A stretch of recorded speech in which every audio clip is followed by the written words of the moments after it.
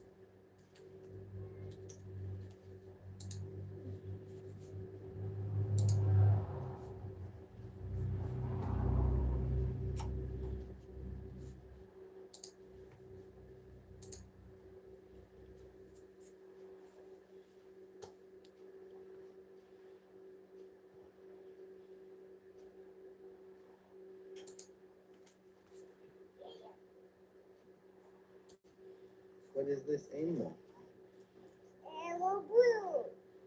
No, not color. Wait.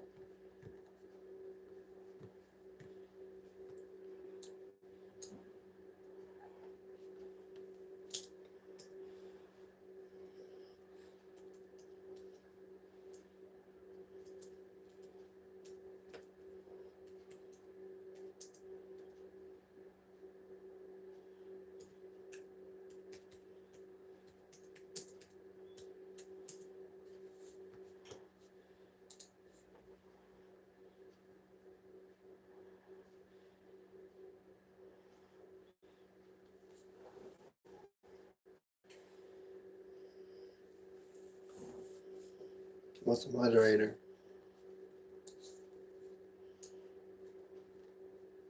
You want to join the chat?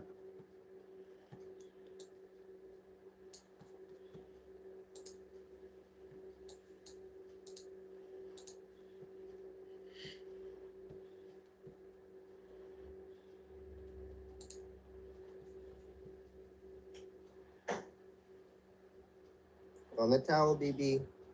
On the towel.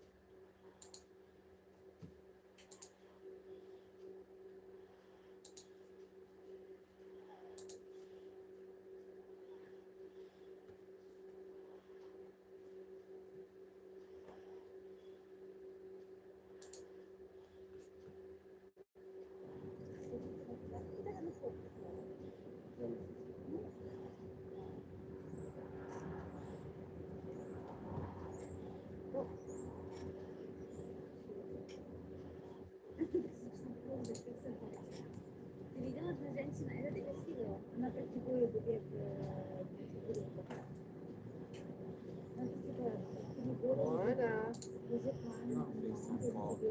Brian Johnson. He laughed. He said, "You know what I just saw? A guy just showed me one of his tattoos. It was pray hands, and it says I fight on my knees. What if we wrote a song about that?" I was like, "That's actually amazing." He sat down the piano, and I sang the whole chorus from nowhere. He was like, "Woo, bro, what just happened?" I was like, "I don't know." He's like, "Record it." A few minutes later, we had the song ready, and we kind of set it aside, and we a little bit forgot about it. And then later, we were out on a tour together, and one night he's just like, "Let's do that Fight on My Knees song." We were headed to the venue. Show was starting in an hour. I was like, "Did we even finish it?" He said, "Yeah, I think so." The band doesn't know it. He's like, "Let's show in the back. They'll figure it out." I was fighting. I was like, "No, it's not done." And he's like, "No, no, no. I think we're supposed to do it." And we showed the band, and I'm trying to lead it, closing my eyes, trying to remember every word. And I get to the second chorus, I open my eyes, and it looked like every hand was up in the room. God was like, "I'm going to use this song in a lot of people's lives." And this was pre-2020. And then 2020 happened. And then we put the song out, and it just was incredible. Stories that followed. We're singing this in our house. This is our church. We're singing this over the gravesite. We're singing this in the hospital room. And it just was amazing. We were on a FaceTime call with my friend Brian Johnson. He laughed. He said, "You know what I just saw? A guy just showed me one of his tattoos. It was pray hands, and it says I fight on my knees. What if we wrote a song about that?" I was like, "That's actually amazing." He sat down the piano, and I sang the whole chorus from nowhere. He was like, "Woo, bro, what just happened?" I was like, "I don't know." He's like, "Record it." A few minutes later, we had the song ready, and we kind of set it aside, and we a little. What if we wrote a song about that? I was like, it was pray hands, and it says I fight on my knees. What if we wrote a song about that? I was like, "That's actually amazing." He sat down the piano, and I sang the whole chorus from nowhere. He was like, "Woo, bro, what just happened?" I was like, "I don't." So when I fight on my knees with my hands lifted high. Oh God, my battle belongs to you, and every lay at your feet.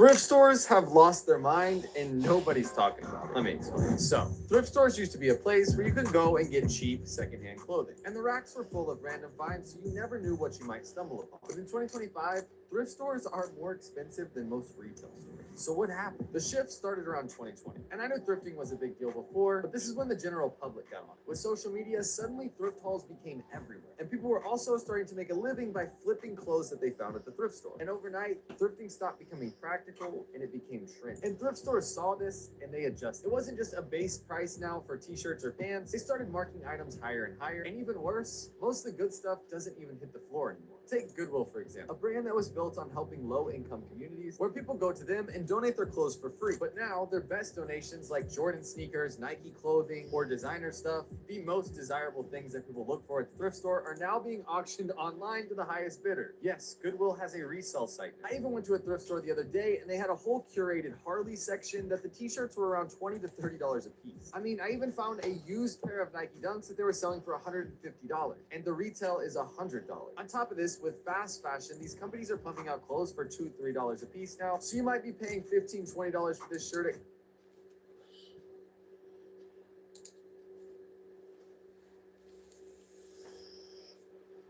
So when I fight on my knees.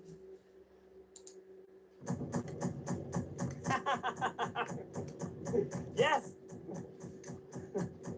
I have solved the problem. The problem is that a human power input is very uneven. I want to build a mechanical drivetrain that takes my uneven input power and produces an even output power and spins a shaft at a constant RPM. That will be tight music. On the drivetrain, we have 4 parts that all smoothens out the torque. We have the Flintstone flywheel, we have the Higgins weight, the governor, and we have the music flywheel. Let's listen to the human playing. So here in the beginning, the human is playing pretty tight, but pretty soon the human playing starts to drift out of sync.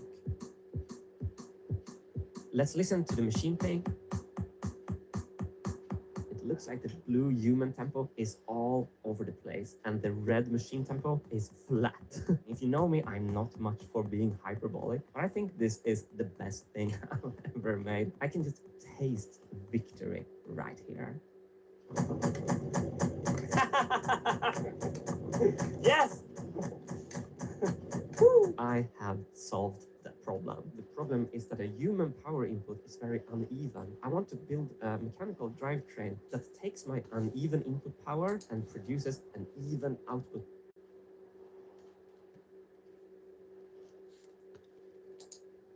So what you need to do is leave this alone. Because we already had this conversation. She's got customer needs. So y'all want to go out the door and get arrested already? We should.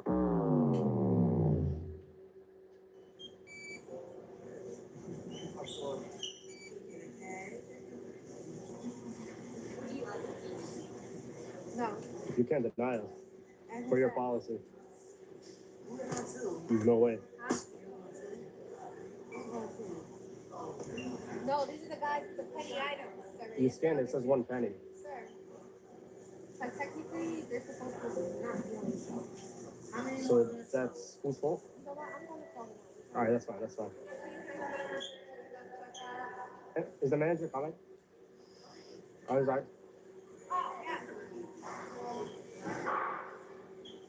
Oh, I can buy it? Thank you. She's your payment type.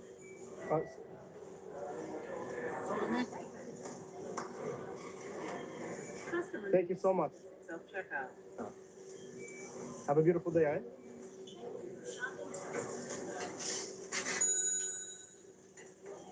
Have a beautiful day. Thank you so much.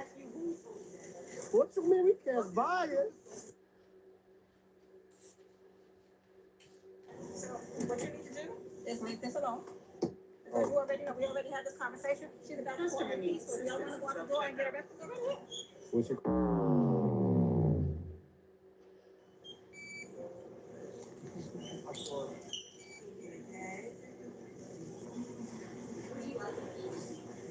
No. You can't deny us for your policy. There's no way.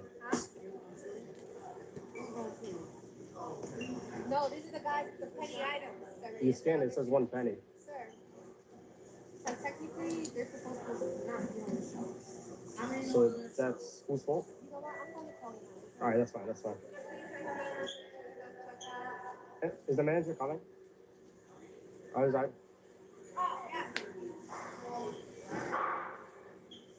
Oh, I can buy it? Thank you.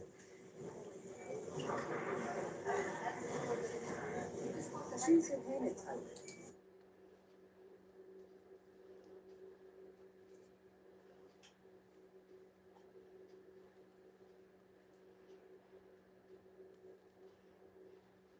Sound like it has nothing to do with economics or finance, and maybe it sounds boring, but the truth is, this is one of the most important changes that governments are pushing right now, and it's happening almost everywhere at the exact same time. In the US, at least 25 states have already launched digital driver's license programs. That means you can now pull out your phone instead of your wallet when you check into a flight, for example. And in Europe, they passed a law last year that makes it a requirement for all member countries to roll out a national digital ID wallet by 2026.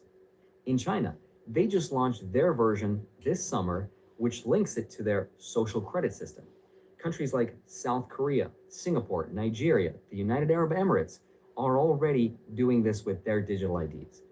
Now, you might have heard of digital IDs before, but I don't think most people really understand what it is because it's not being debated or talked about in Congress. It's not really trending on CNBC. And most people probably don't even realize that this is actually happening. But what's interesting, though, is that the United Nations has made it one of their goals, quote, legal identity for all by 2030. And the people funding it, of course, the World Economic Forum and the World Bank. And now Europe and the US are writing all of this into law. In just the last decade, the number of national digital ID programs have doubled. Today, over 100 countries either have one or are building one right now. And when I first thought about it, at least on paper, it sounds kind of nice. It promises to cut down on fraud and make travel easier, and it onboards about 1 billion people who don't have any legal ID. But once you look into how much power this will give the governments of the world, you're going to be shocked. Once your entire identity is digital, whoever controls that ID can control a lot of power. And I don't think RFK Jr. is exaggerating when he said that this is turnkey totalitarianism. It lays the groundwork for global medical surveillance of every human being. So in today's video, I want to help explain exactly what this is, how it's going to work, how it's going to tie into our financial lives, and what you should be prepared for. So with that said, let's get into it. Hi, my name is Andre Jick. Hope you're doing well, cover the finance, and stay for digital IDs. So before I get into the details of how governments are planning to roll this out, let me first explain what a digital ID actually is, because I think when most people hear that, they just imagine it's a picture of your driver's license saved to your phone. And it kind of is that, but it's also a lot more than that. So a digital ID is a secure electronic form of ID that verifies who you are. Usually it's built on top of an app on your phone, and inside that app is all your personal information, which is then verified by a trusted authority like a company or a government. But there is a big difference between the physical version and the digital one, because digital IDs use something called biometric data, which are things like your facial recognition or fingerprints, with cryptographic encryption, so they're a lot harder to fake. And once you've been verified, that ID becomes reusable. That means you don't have to keep handing over your passport or your license to different companies, or even go to the DMV. You can just share that specific piece of information that they need. So for example, if a bar needs to know that you're over 21, the app could just say, yes, this person is old enough without necessarily revealing your exact details, your birthday, or your full ID number. So on paper, it sounds like a convenient thing to have. It's more secure, there's less information floating around, so less chance for fraud. But as you're about to find out, you're going to realize that when you centralize that much power, the question becomes, what can they do with it? Because while governments and tech companies present this as a convenient and secure thing to have, The actual way it's already being used in some countries is a very different story. We're constantly recording, watching and recording everything that's going on. Citizens will be on their best behavior because we're constantly recording and reporting everything that's going on. Take China, for example. Just this summer, they launched their national digital ID app. But instead of it just being an upgrade from physical to digital, they tied it to their social credit system. That means their digital ID is not just proof of who they are, but it's also connected to things like their financial history, travel rights, and even their online activity. So what that means is, if the government doesn't like what they're doing, or doesn't like what they're saying online, or maybe what they're buying, they could restrict your ability to travel, to buy those things, or to access certain social services. After being sued for defamation by the subject of a story he'd written, he was blacklisted. He only realized when he tried to buy a train ticket and was told he was banned from traveling. If you didn't get a vaccine that the government mandated, sorry, you can't use public transportation.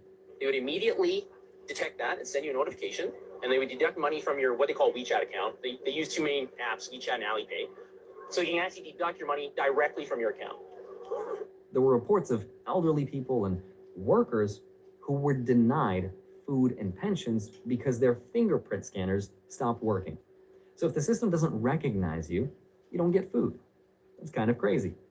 I have to pass facial recognition identity verification, which is insane because all I want to do is just spend my gift card balance on this debit card. These are real-world examples of how powerful and dangerous this can be when your whole identity is digital. And this is just scratching the surface. Before I tell you how these systems can really be abused, what I found really interesting is just how fast they're putting these systems into place. Like, I don't remember anyone having this debate or even talking about it, and when they do, coverage is sometimes different depending on where you look. And that's why I use the sponsor of today's video, Ground News. It's a platform I actually used while researching this story, and Ground News pulled together 316 different articles on this headline. Starmer backs UK-wide digital ID to verify right to work and rent. And what's interesting is that both the left and the right agreed. The only real difference was how they framed it. Left-leaning outlets said digital IDs threaten privacy and personal freedoms, and they will fail in stopping illegal immigration. Right-leaning outlets also argued digital IDs infringe on citizens' privacy. And center outlets reported it as a modernization effort that could streamline access to services with less emotion. But what I love most is that Ground News makes this super easy to see. You get a biased distribution chart that looks like this one here, plus blind spot warnings that show you the stories your side might not even be seeing. And in this case, what stands out to me is that even when both sides agree something is a big deal, it's still not getting a lot of attention. So that's the value in seeing the full picture. And if you want to step outside the echo chamber and really understand what's going on, go to ground.news/JIC or click the link down below. You'll get 40% off the same Vantage plan I use.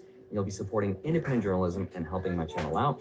But the point is, the system's already here and it's being rolled out country by country. So in the European Union, for example, they already passed something called EIDAS 2.0, which is a law that basically makes it a requirement for all countries in the European Union to offer a national digital ID wallet by 2026. Good deal. So in just about a year or two, every single person in Europe will have access to one government-backed app that can log you into your bank and pay your taxes.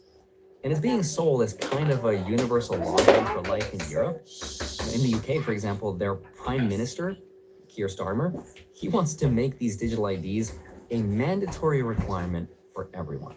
We need to be really clear. You must have ID, mandatory digital ID in order to work, because we have to stop illegal work. Now, here in the United States, we don't have one national system yet, but we're getting a lot closer. At least 25 states already have mobile driver's licenses, and 20 others are working on it. And even tech companies like Uber and Amazon are starting to accept it. Because you're anonymous online, it can be worse. I do think over time, with things like deep fakes, most of the time you're online, you're going to want to be in an environment where the people are truly identified. That is, they're connected to a real world identity. Instead of saying whatever they want. And I think that this could change from being this optional thing to everyone needing this because it's a law.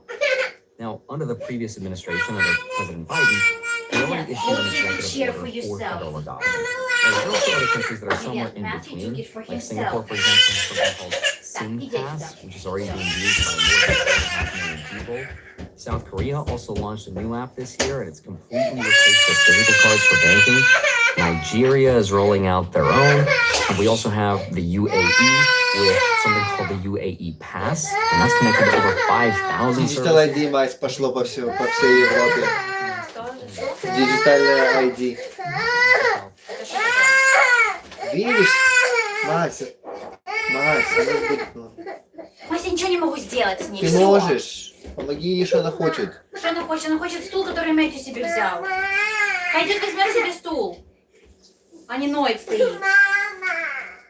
Что Мэтью ей не дает стул, который он взял себе.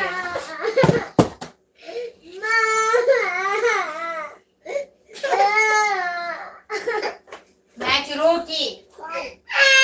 It's hot.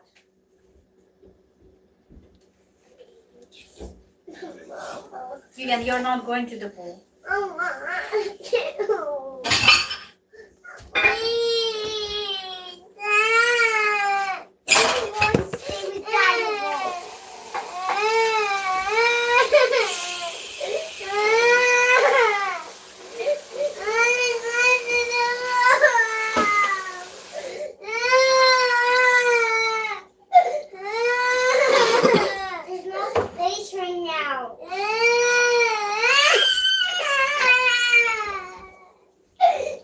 Baby, no, I was getting scared. Can you stop?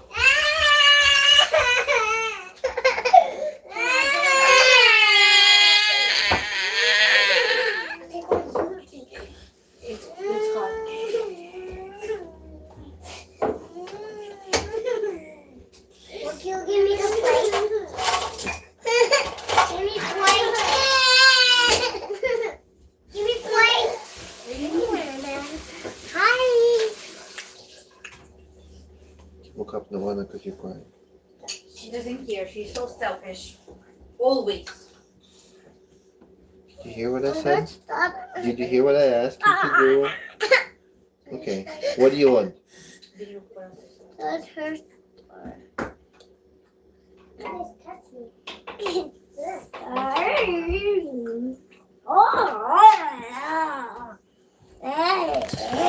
Чик, Мась. Да. Мась, где все мои тарелки, Мась? В машине. Ты можешь принести, пожалуйста, мне тарелки надо насыпать.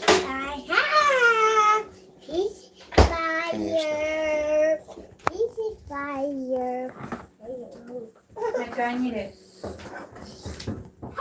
Matthew, I need it.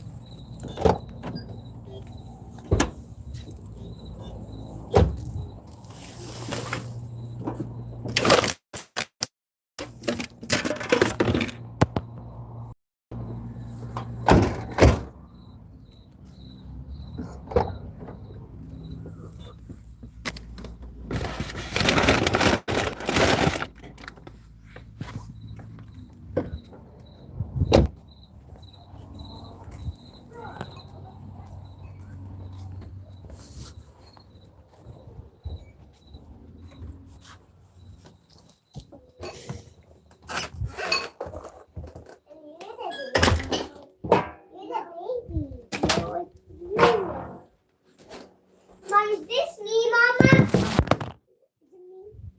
Yes. I was wearing this shirt too.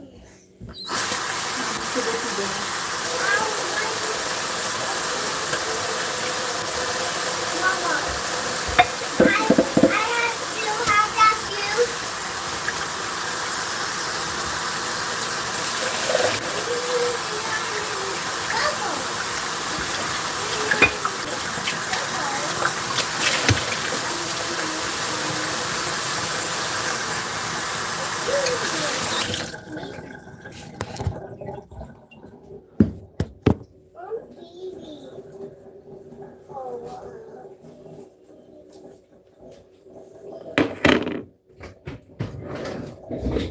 Can you stop touching my computer, please? I asked you already twice.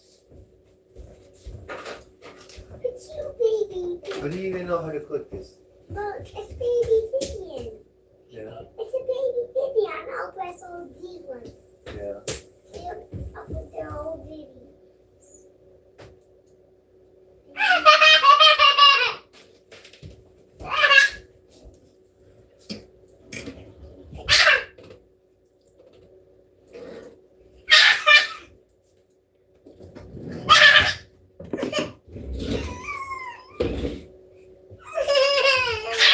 Там бы не тебе супчик.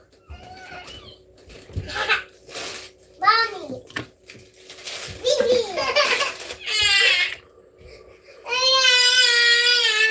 Mommy.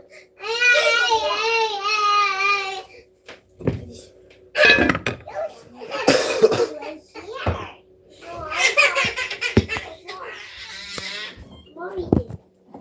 Yeah, and you know Кошки потом не. baby guy. Baby guy. Yes, yes, yes.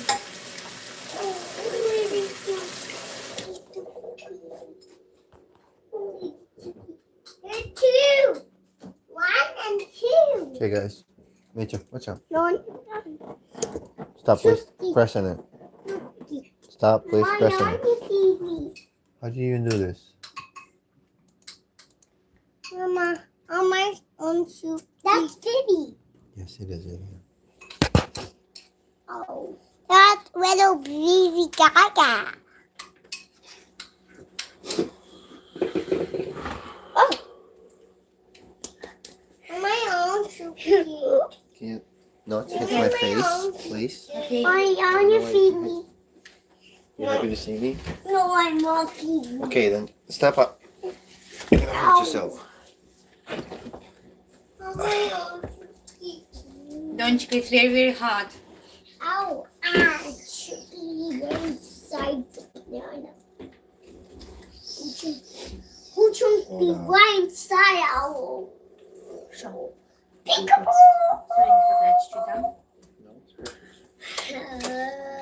Мастер, мог насыпать Вивиан, пожалуйста, и добавить туда...